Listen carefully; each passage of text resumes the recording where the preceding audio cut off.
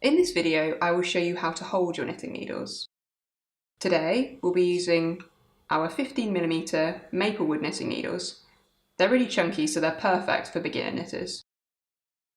If you're new to knitting, the first question you might ask is, how do I hold my knitting needles?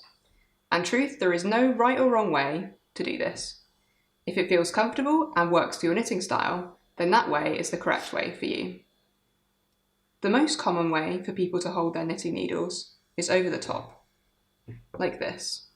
And you'd want to hold them close towards the tip of the needle, so not right at the end, or right at the tip, but sort of somewhere in between. But again, whatever feels comfortable for you is the correct way. Some people like to hold their knitting needles underneath so that the needle rests on their hands in more of a pencil grip type way. Take time to try out these techniques and see which works best for you.